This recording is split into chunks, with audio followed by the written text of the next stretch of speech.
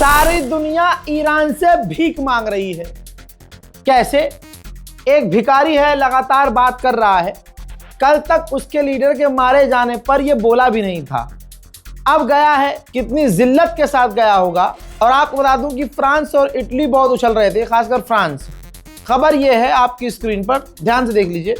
France और Italy दोनों ही देश लगातार ईरान से भीख मांग रहे हैं और रिक्वेस्ट कर रहे हैं कि भैया हमारे यहाँ तेल और गैस की बड़ी दिक्कत हो रही है, आम जनता परेशान है, मेहरबानी करके हमारे जहाज़ों को आप आने दीजिए।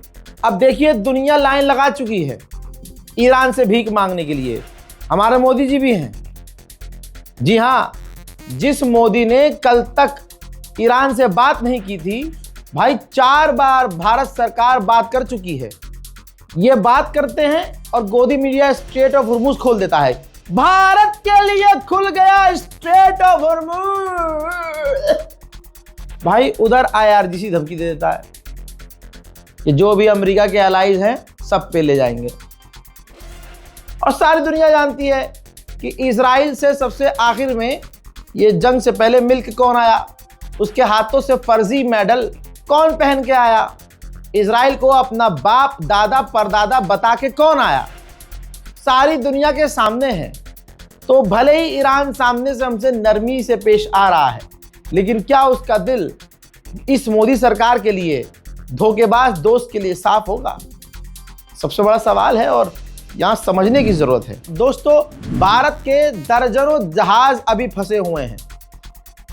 ईरान ने कोई भी क्लैरिटी नहीं दी है, भारत को खुला रास्ता नहीं दिया है।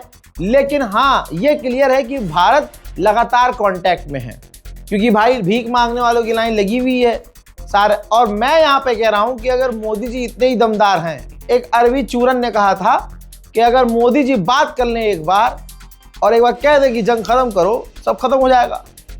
तो मोदी जी ने बात कर ली है, लेकिन जंग खत्म नहीं हुई है।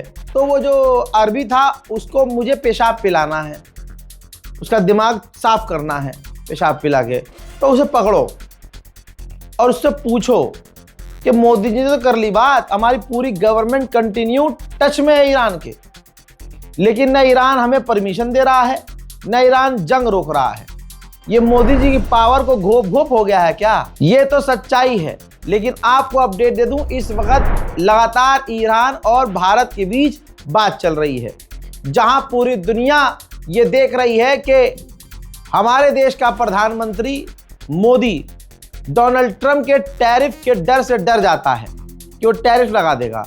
और सिर्फ मोदी की बात नहीं है, दुनिया के टॉप के लीडर्स डोनाल्ड ट्रंप से डरते हैं, पेट में मूत देते हैं, टांगे उनकी कांपती हैं। हजरात, खामनाई तो बहुत ऊपर की चीज थे, आम जनता भी कुछ डे में सड़कों पर थी।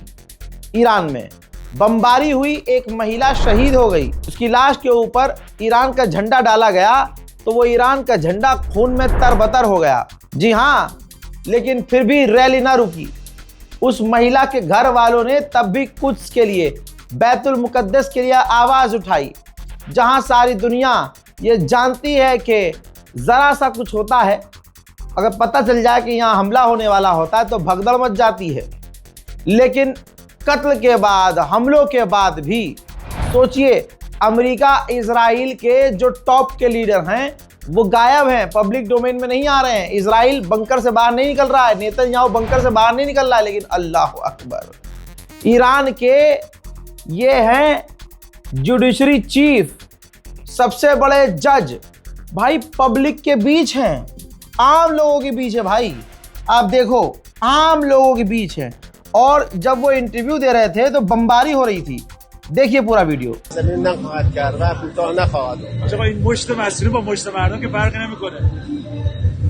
इंशाअल्लाह ما مثل مردم که نمیتونیم متاسفانه این شور و احساسی که مردم دارن، اما ما میخوایم با مردم، در کنار مردم تا آخرین نفس و تا آخرین لحظه در مقابل اونها بایستیم.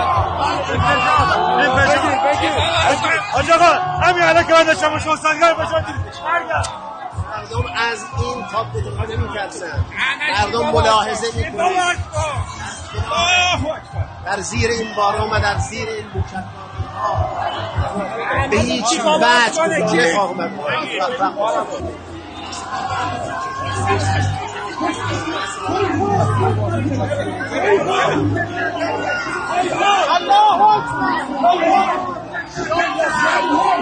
देखा आपने, ये होता है ईरान का शेर। इसे कहते हैं 56 इंच की छाती वाला।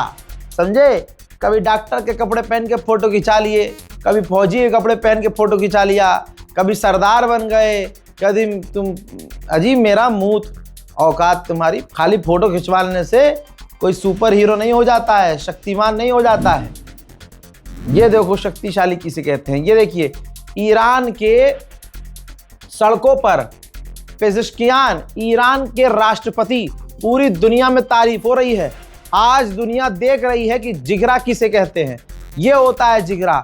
ऊपर से बमबारी हो रही है और हैंड टू हैंड हो रही है, और नीचे ईरान का राष्ट्रपति आम लोगों से हाथ मिलाता हुआ उस रैली में, कुछ डे की रैली में, बैतुल मुकद्दस की आज़ादी वाली रैली में शामिल हुआ। यही नहीं भाई, विदेश मंत्री अब्बास अरागची, भाई साहब देखो चेहरे पर कोई टेंशन नहीं, पब्लिक डोमेन में, खुले आसमान में ऊपर फाइटर जेट घूम रहे हैं, मिसाइलें दाग रहे हैं, अमेरिका और इजराइल बमबारी कर रहे हैं, चेहरे पे कोई शिकन नहीं, मुस्कान में कोई कमजोरी नहीं, आंखों में कोई खौफ नहीं, बल्कि एक सुकून है चेहरे पर। और वो मीडिया से भी बात कर रहे हैं। दुनिया देख रही है कि एप्स्टीन फाइल वाले बुड्ढे कितने बौखलाए हैं, और जिनका नाम एप्स्टीन फाइल में नहीं है वो सड़कों पर हैवानों से बिना डरे प्रदर्शन कर रहे हैं। एक महिला मीडिया से बात कर रही थी और उसी वक्त इजराइल ने हमला कर दिया। که واقعا دلمون روشن شد، خدا حفظشون کنه.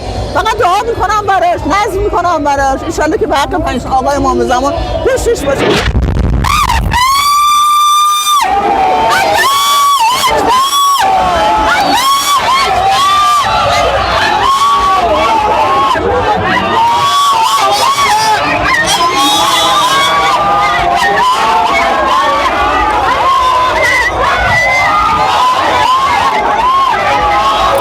भाई क्या खतरनाक प्रदर्शन हुआ। अमेरिका इजराइल ने सोचा कि इन लोगों के आसपास हमला करूंगा ये डर के भाग जाएंगे, बल्कि प्रदर्शन तेज हो गया, नारेबाजी तेज हो गई।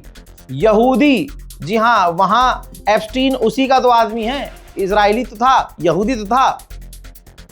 बैतुल मुकद्दस की आज़ादी की इस रैली में, बैतुल मुकद्दस के लिए जो रैली निकाली जाती है, इंटरनेशनल कुद्स डे, जिसकी शुरुआत ईरान ने ही की थी दोस्तों, उस प्रदर्शन में शैतान को जलाया गया जो इजराइल के द्वारा है। जहां आप उसे दज्जाल कह लो, शैतान कह लो, खबीस कह लो। ये देखिए एविल को जलाया गया इजराइल के झंडे के साथ। उधर जर्मनी और नॉर्वे की हवा टाइट हो गई है और दोनों ने मना कर दिया है कि हम अपने जहाज़ों को, हम अपने शिपमेंट को स्ट्रेट ऑफ हुर्मुज में नहीं भेजेंगे। फ्रांस का राष्ट्रपति इमैनुअल मैक्रोन बहुत उछल रहा था, बहुत भौंक रहा था। फ्रांस की फौज का जो अड्डा है इराक में, इराक के लड़ाकों ने उसे उड़ाया और ईरान के शाहिद ड्रोन को इस्तेमाल किया हमला करने के लिए, जिसका रिजल्ट यह है कि आपकी स्क्रीन पर ये वही शख्स है, फ्रांसीसी फौज का फौजी, जो ईरान के शाहिद ड्रोन से मारा गया है।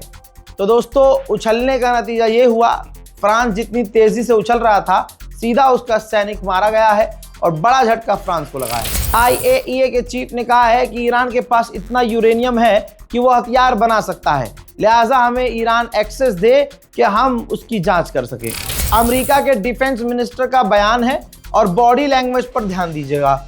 इंग्लिश में है तो मैं आपको शॉर्ट में पॉइंटर्स में बता रहा हूँ, बहुत पॉइंट टू पॉइंट, बस इनकी बॉडी लैंग्वेज पर ध्यान दीजिएगा जिस तरह से ये बात कर रहे हैं। इन्होंने अपने लेटेस्ट बयान में कहा कि हमने ईरान को बर्बाद कर दिया है, ईरान एग्रेशन में, बौखलाहट में स्ट्रेट ऑफ हॉर्मुज पे हमले कर रहा है, आप टेंशन मत लीजिए, हम उन्हें देख लेंगे। हमने उनकी नेवी और यहाँ तक कि मिसाइल प्रोडक्शन साइट को भी तबाह कर दिया है, अब वो दोबारा मिसाइल नहीं बना सकते।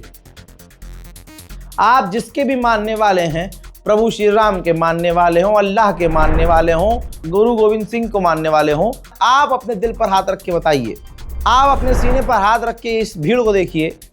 ये ईरान की आवाम है और इसी आवाम के बीच ईरान की पूरी लीडरशिप है। पूरी कैबिनेट है इस वक्त, ठीक। और इसी रैली के आजू बाजू और ऊपर हमले हो रहे हैं और ये डर नहीं रहे हैं। अब मुझे बताइए, ये घबराए हुए लग रहे हैं आपको, जो अमेरिका का डिफेंस मिनिस्टर कह रहा है, और जो सीधा खड़ा नहीं हो पा रहा है, जो चीख कर बोल रहा है, बौखला रहा है, चेहरे पर हवाइयाँ उड़ी हुई हैं, उसके खुद के चेहरे से दिख रहा है कि अमेरिका घबराया हुआ है। ईरान की जीत हो चुकी है। अब विदेशी सैनिक आसपास से भाग रहे हैं। इराक के अंदर इटली की भी फौज थी, तो इटली ने ऐलान कर दिया है कि इराक से हम अपनी फौज निकाल रहे हैं। उधर फ्रांस के राष्ट्रपति इमैनुअल मैक्रोन ने कहा कि तेल चाहे कितना भी महंगा हो जाए, रशिया से हम तेल नहीं लेंगे।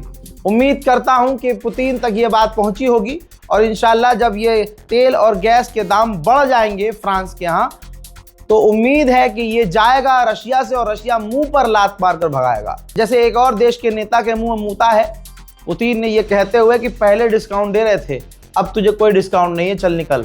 ईरान को ये सोचना चाहिए कि ब्रिटेन ईरान के खिलाफ पूरी तरह से खुलकर सामने है। भले ही खुद कुछ नहीं कर पा रहा हो, लेकिन ईरान को देखना चाहिए कि ब्रिटेन का एयरबेस है जहां अमेरिका के परमाणु बॉम्बर उतर रहे हैं और वहां से उड़ान भर रहे हैं और ईरान पर बमबारी कर रहे हैं। ईरान को सोचना होगा कि अगर सिर्फ ज़मीन इस्तेमाल करने की वजह से आप अरबों पर बमबारी कर रहे हैं, तो फिर ब्रिटेन की भी ज़मीन का इस्तेमाल हो रहा है और ईरान पर बमबारी करने के लिए परमाणु बॉम्बर ब्रिटेन के हवाई अड्डों से उड़ान भर रहे हैं, मिलिट्री बेस से उड़ान भर रहे हैं, तो फिर ब्रिटेन को क्यों बख्शा जा रहा है। उधर दुबई का तो दूध ही निकाल दिया ईरान ने। दुबई एक बार फिर से ड्रोन हिट हुआ है।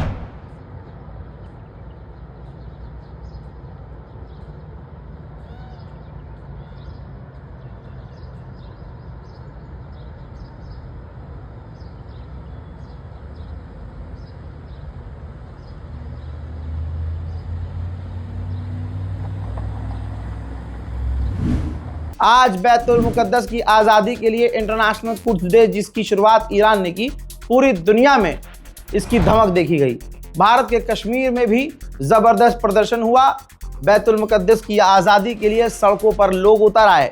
हजरात, कश्मीर के मुसलमानों का भी क्या ही जलवा है। दोस्तों, यकीन कीजिए, सबसे ज़्यादा गोली खाते हैं ये, सबसे ज़्यादा पुलिस प्रशासन से पिटते हैं ये, सबसे ज़्यादा शहादत देते हैं ये, लेकिन वाह रे कश्मीर के मुसलमानों का ईमान और कश्मीर के लोगों की हिम्मत।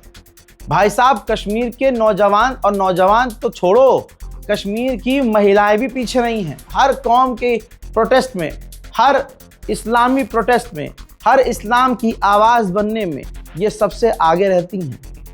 जितनी भीड़ आपको यहाँ नज़र आ रही है कश्मीर के अंदर, सिर्फ उतनी भीड़ आप पूरे हिंदुस्तान में जहाँ जहाँ प्रोटेस्ट हुए हैं आप कहीं नहीं देख सकते। यहाँ तक कि दिल्ली वालों की तो हिम्मत ही टूट चुकी है।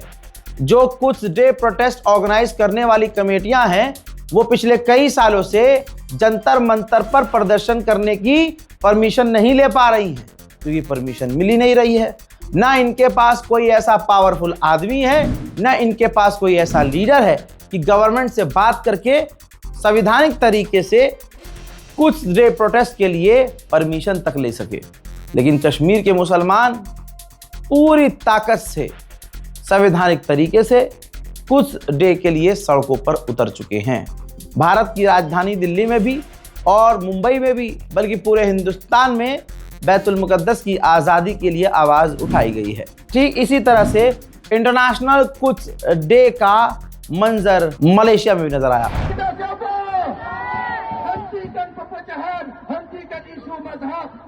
isu agama, siapa saja, apa saja agamanya, apa saja mazhabnya, seandainya mereka menentang syaitan Yahu Iblis dan juga menentang syaitan akbar Amerika, kita perlu memberikan sokongan dan dukungan kepada। मोहतरम हजरात, इस रिपोर्ट को शेयर कीजिएगा, अपनी राय comment में लिखिएगा। याद रखिएगा, अभी मोदी सरकार ईरान से बात कर रही है, ईरान ने कोई परमिशन नहीं दी है।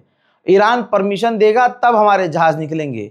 एक ऐसे आदमी की गुलामी की मोदी जी ने जिसका नाम ट्रंप है, और उसकी गुलामी करने के बाद कुछ नहीं मिला। अब वो परमिशन दे रहा था तो हम 30 दिन के लिए तेल रशिया से ले रहे थे। अब बताइए, दोस्ती हमने ईरान से खराब करी, अब ईरान जब हमें परमिशन देगा तब हमारे तेल के टैंकर वहां से निकलेंगे। दोनों तरफ आज अपने दोस्त से भी परमिशन लेनी पड़ रही है, और जो वो हराम का जाना बैठा है जो भारत का अपमान करता रहता है, उसके दबाव में तो मोदी रहते ही हैं। दोनों तरफ से गुलामी। इस रिपोर्ट को शेयर कीजिए, दुआओं में याद रखिए। जय हिंद।